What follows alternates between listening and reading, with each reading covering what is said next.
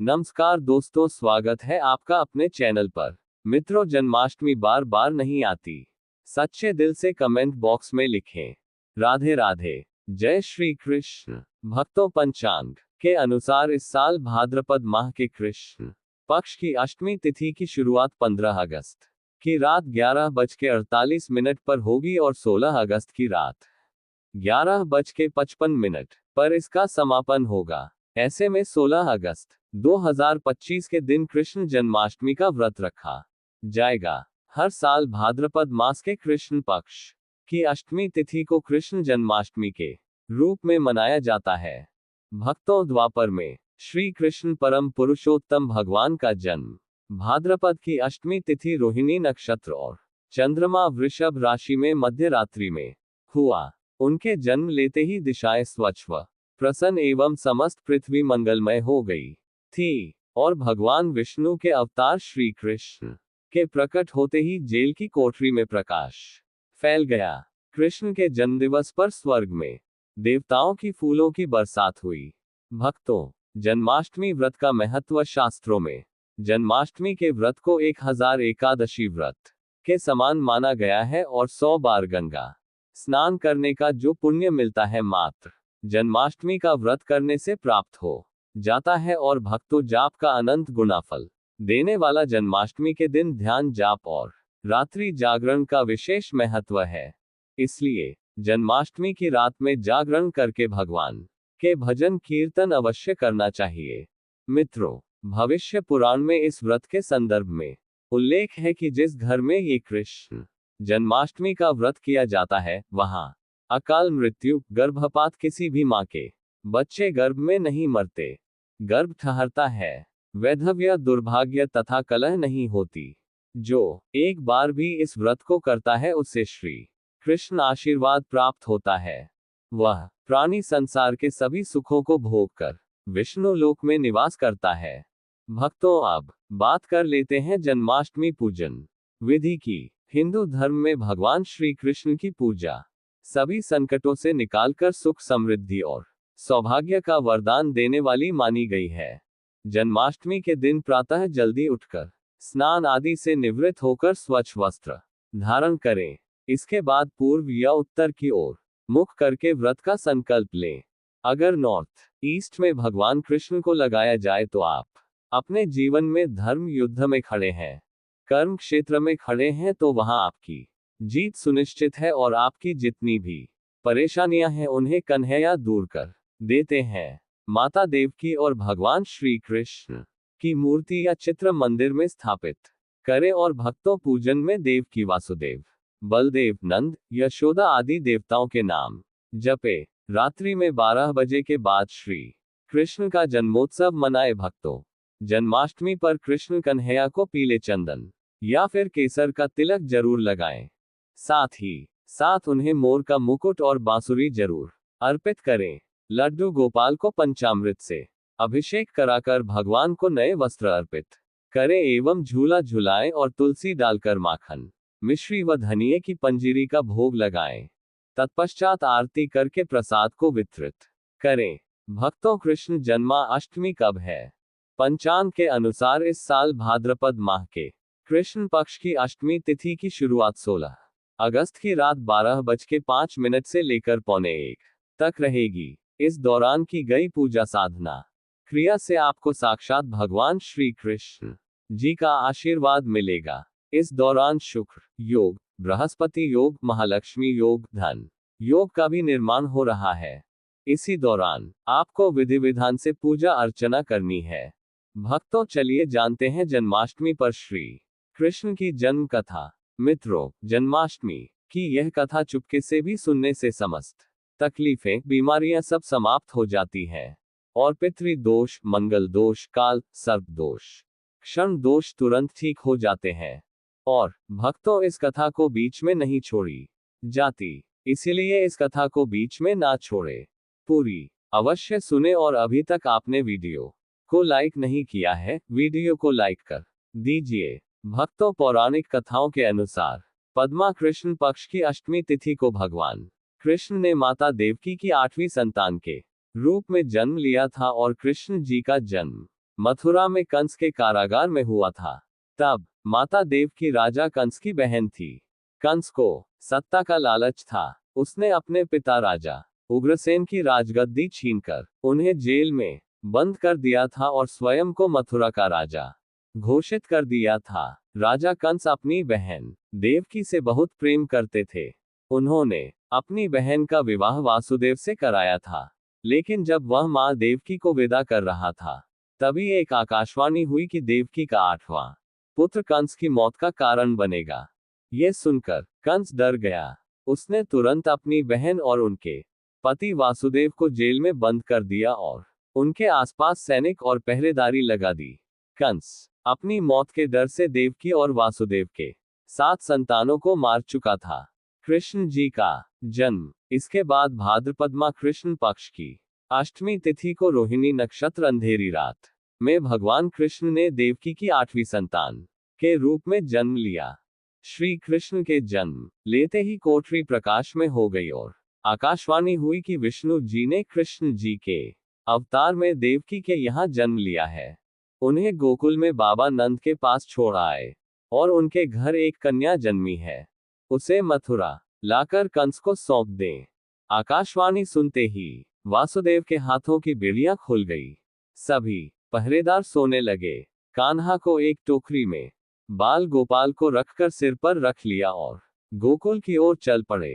कान्हा को गोकुल धाम ले जाने में वासुदेव को कई मुसीबतों का सामना करना पड़ा। यमुना नदी कृष्ण जी के चरणों को स्पर्श करने के लिए उफान पर आ गए, लेकिन चरण स्पर्श के बाद वह फिर से शांत पड़ गए और बाल गोपाल को बाबा नंद के पास छोड़ आए और गोकुल से कन्या को लेकर वापस लौट आए और जेल अपने आप बंद हो गया और उनके हाथों में हथकड़ी लग गई। तब भक्तों कन्या के रोने की आवाज सुनते ही सभी पहरेदार उठकर कंस को बताया। तब कंस बंदी गृह आया। वह कन्या को देवकी और वासुदेव की 8वीं कन्या समझ उसे मारने चला, लेकिन वह आकाश में उड़ गई और फिर से आकाशवाणी हुई कि कंस को मारने वाला अब इस दुनिया में पैदा हो चुका है। बाबा नंद और उनकी पत्नी मां यशोदा ने कृष्ण जी का पालन पोषण किया। राजा कंस ने कृष्ण जी का पता लगाकर उन्हें मारने की खूब कोशिश की, लेकिन कंस की सारी कोशिशें विफल हुई और कृष्ण जी को कोई मार नहीं सका। अंत में श्री कृष्ण ने कंस का वध किया। राजा उग्रसेन को फिर मथुरा की राजगद्दी सौंप दी। इस तरह से जन्माष्टमी के व्रत कथा पूरी हुई। भक्तों आगे बढ़ने से पहले कमेंट बॉक्स में अपनी राशि भी डाल दीजिएगा। यदि हमारे पास कोई उपाय होगा तो वह आकर हम आपके कमेंट का रिप्लाई में बता देंगे। भक्तों आप जन्माष्टमी पर भूल कर भी ना करें। ये गलतियां तुलसी को लेकर ना करें। ये गलती जन्माष्टमी के दिन भूल कर भी तुलसी की पत्तियां तोड़ने से बचना चाहिए। दरअसल शास्त्रों में कहा गया है कि कृष्ण भगवान विष्णु के अवतार हैं और उन्हें तुलसी अति प्रिय है। ऐसे में इस दिन तुलसी की पत्तियां नहीं तोड़नी चाहिए। जन्माष्टमी से पहले आप तुलसी तोड़कर रख लें। बिना तुलसी के जन्माष्टमी का पर्व अधूरा है। भगवान कृष्ण किसी भी ऐसे भोग को स्वीकार नहीं करते जिसमें तुलसी पत्र ना पड़ा हो। ऐसा भोग पाप के समान होता है, जहरीला माना जाता है और चावल खाना, ये बात तो सभी जानते हैं कि एकादशी के दिन चावल नहीं खाने चाहिए, लेकिन बहुत ही कम लोग जानते हैं कि जन्माष्टमी के दिन भी चावल को खाना वर्जित होता है। मित्रों, चाहे आप व्रत रखें या ना रखें, लेकिन जन्माष्टमी के दिन चावल खाना शुभ नहीं माना जाता और तामसिक भोजन जन्माष्टमी के दिन तामसिक भोजन वर्जित माना जाता है। ऐसे में इस दिन मांस, मदिरा, प्याज और लहसुन नहीं खाना चाहिए। भक्तों, इस दिन गलती से भी लहसुन प्याज का खाना कभी मत बनाना, क्योंकि राहु केतु के कारण ही लहसुन प्याज की उत्पत्ति हुई है और भगवान विष्णु और राहु केतु के बीच में भीषण शत्रुता होती है। भगवान कृष्ण के लिए सभी भक्त एक समान होते हैं। ऐसे में इस दिन किसी भी व्यक्ति का अनादर करने से बचना चाहिए। एक बार भगवान कृष्ण के भक्त ने एक व्यक्ति का अपमान कर दिया था। उसी क्षण भगवान कृष्ण ने अपने भक्त को श्राप दिया था, इसीलिए किसी का भी अपमान ना करें। और भक्तों, कृष्ण जन्माष्टमी पर भूल से भी गाय को सताना नहीं चाहिए। गाय भगवान कृष्ण को बहुत ही प्रिय है, क्योंकि कृष्ण अवतार में उनका पालन पोषण एक ग्वाले के घर में हुआ था।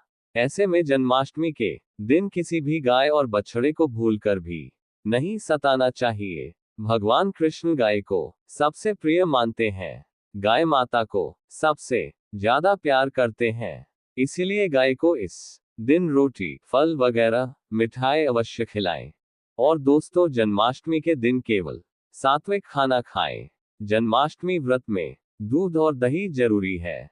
व्रत के दौरान ताजे फलों के शेक, लस्सी, छाछ या दूध का सेवन कर सकते हैं और नारियल पानी पी सकते हैं। जन्माष्टमी के दिन पेड़ों को काटना भी अशुभ माना जाता है। दोस्तों, श्री कृष्ण हर चीज में बसते हैं और हर चीज उनमें बसती है, बल्कि हो सके तो इस दिन ज्यादा से ज्यादा पेड़ लगाने चाहिए। इससे घर और परिवार में सुख और शांति बनी रहती है। भगवान कृष्ण सदा पीपल के वृक्ष में रहते हैं। पीपल वृक्ष पर जन्माष्टमी पर जल अवश्य अर्पित करें, इससे वह प्रसन्न जल्दी होते हैं। भक्तों, जन्माष्टमी के दिन ब्रह्मचर्य का पालन करना अनिवार्य होता है। इस दिन पूरे पवित्र मन से भगवान की पूजा करनी चाहिए। कम से कम इस दिन पत्नी से दूर रहना चाहिए। जो पति पत्नी जन्माष्टमी पर एक दूसरे से दूर रहते और संयम और नियम का पालन करते हैं तो उन्हें एक सुशील और सुंदर पुत्र की प्राप्ति होती है, और ऐसे बालक का मुख भगवान कृष्ण की तरह होता है और शरीर भगवान कृष्ण की तरह कोमल होता है। भक्तों, जो लोग इस दिन व्रत रखते हैं तो उन्हें रात में 12 बजे से पहले अपना व्रत नहीं खोलना चाहिए। उससे पहले व्रत खोलने से पूजा का फल नहीं मिलता है और व्रत भी अधूरा माना जाता है। भक्तों, आप जन्माष्टमी पर करें इन मंत्रों का जाप। भगवान कृष्ण की कृपा से आपकी समस्त गरीबी दूर हो जाएगी। आप धनवान हो जाएंगे, मालामाल हो जाएंगे। आपके घर में राधा रानी की कृपा बरसेगी और माता लक्ष्मी की कृपा बरसेगी। मित्रों, श्री कृष्ण मंत्र क्रीम कृष्णाय नमः भगवान श्री कृष्ण के इस मंत्र का जाप करने से धन धान्य की प्राप्ति होती है। ऐसे में जन्माष्टमी के विशेष अवसर पर इस मंत्र का जाप करने से साधक को शुभ फलों की प्राप्ति होती है। हरे कृष्णा कृष्णा कृष्णा हरे हरे, हरे राम राम हरे हरे करने से भगवान कृष्ण के कान खड़े हो जाते हैं। वह भक्त की पुकार अवश्य सुनते हैं। कम से कम का जाप 21 बार अवश्य करें या फिर 108 बार भी आप जाप कर सकते हैं। बहुत ही शुभ माना जाता है। भक्तों, जन्माष्टमी पर जो स्त्री भगवान लड्डू गोपाल को झूला झुलाती है उसे अनंत काल तक बांझपन का सामना नहीं करना पड़ता है।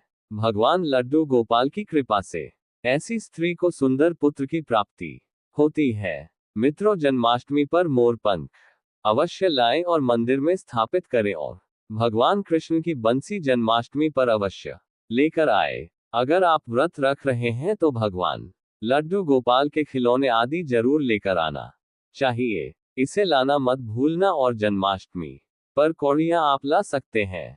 भगवान कृष्ण की स्थापना कर सकते हैं। दोस्तों, इस दिन गलती से भी किसी भी व्यक्ति को गिफ्ट के तौर पर भगवान कृष्ण को उपहार में कभी मत देना। इससे घर की लक्ष्मी रुष्ट हो सकती है और जन्माष्टमी पर सोने, चांदी, तांबा, पीतल की खरीदारी आप कर सकते हैं। बहुत शुभ माना जाता है। भक्तों, जन्माष्टमी पर तुलसी माता के सामने भगवान कृष्ण के 4 नाम जैसे गोपाला, गोविंदा, देवकी नंदन और दामोदर पुकारे और साथ ही ओम नमो भगवते वासुदेवाय नमः मंत्र का जाप करें। ऐसा करने से सभी समस्याएं दूर हो जाएंगी। माता तुलसी आपके घर को धन धान्य से भर देंगे। जन्माष्टमी के दिन भोग में मक्खन के साथ तुलसी दल जरूर डालें और वह भगवान कृष्ण को अर्पित करें। मित्रों, जन्माष्टमी के शुभ अवसर पर नमक का विशेष उपाय अवश्य करना चाहिए। दोस्तों, मैं ईश्वर की सौगंध खाता नमक का यह उपाय करने से आपके समस्त पाप नष्ट हो जाएंगे, गरीबी दूर हो जाएगी, आपकी नौकरी लग जाएगी और संतान प्राप्ति हेतु व्यापार चलाने के लिए भी यह उपाय जरूर करें। भक्तों, हम भी नमक का यह उपाय जरूर करते हैं। मैं ईश्वर की सौगंध खाता हूँ, अगर आपने यह उपाय कर लिया तो आपको करोड़पति होने से कोई नहीं रोक पाएगा। भगवान कृष्ण का विशेष आशीर्वाद मिलेगा। दोस्तों, उपाय है: एक नमक का पैकेट, 50 ग्राम सूखी लाल मिर्च, 500 ग्राम चावल, 100 ग्राम उड़द की दाल, 50 ग्राम आटा और 11 रुपए की दक्षिणा तथा एक पानी की बोतल और काले तिल। बस इतनी सी सामग्री एक थैली में एकत्रित कर लें। भक्तों, उसके बाद किसी भी गरीब बुजुर्ग या गरीब महिला को चुपके से दान दे दें और पीछे मुड़कर ना देखें। घर को वापस चले आए। भक्तों, आप यकीन मानो, गुरु परंपरा से प्राप्त यह महा उपाय आपकी काया पलट कर रख देगा। आपकी दिन दुगनी रात चौगुनी तरक्की करेंगे। भक्तों, यह उपाय हम भी जरूर करते हैं। पौराणिक पुस्तक और शास्त्रों में लिखा उपाय आज हम आपको बता रहे हैं। यह उपाय जन्माष्टमी के दिन जरूर करें। मैं ईश्वर की सौगंध खाता हूँ, आपका भाग्य उदय हो जाएगा। दोस्तों, यह उपाय मैं हर जन्माष्टमी के दिन जरूर करना चाहिए। अब भक्तों, बात कर लेते हैं कृष्ण जन्माष्टमी पर लड्डू गोपाल की पूजा कैसे करें। भगवान श्री कृष्ण के जन्म के बाद प्रभु का अभिषेक किया जाता है। खीरे से बाहर निकालने के बाद लड्डू गोपाल का कच्चे दूध, दही, घी, शहद और गंगाजल से अभिषेक करें। इसके बाद किसी साफ कपड़े से भगवान प्रभु की मूर्ति को पोंछे और उन्हें वस्त्र पहनाएं। अब प्रभु का आभूषणों से श्रृंगार करें और इन्हें मुकुट पहनाएं। हाथों में बांसुरी पकड़ाएं, कानों में कुंडल, पैरों में पायल और गले में माला पहनाएं। इसके बाद भक्तों, प्रभु पर पीले रंग के पुष्प चढ़ाएं और पीला चंदन लगाएं। अब प्रभु को अक्षत, इत्र और फल चढ़ाएं। इसके बाद धूप और घी के दीपक से प्रभु की आरती पूरी श्रद्धा के साथ करें। कान्हा जी को माखन बेहद पसंद है, इसीलिए लड्डू गोपाल को माखन, मिश्री या मेवे की खीर का भोग लगाएं। अंत में क्षमा प्रार्थना करें और कृष्ण भगवान के मंत्रों का जाप भी कर सकते हैं। वहीं जन्माष्टमी पर भजन कीर्तन करने का भी विशेष महत्व होता है। भक्तों, तो आज की वीडियो यहीं समाप्त करते हैं। अगर आपको ये जानकारी अच्छी लगी हो तो कमेंट बॉक्स में सच्चे दिल से जय श्री कृष्णा, राधे धे।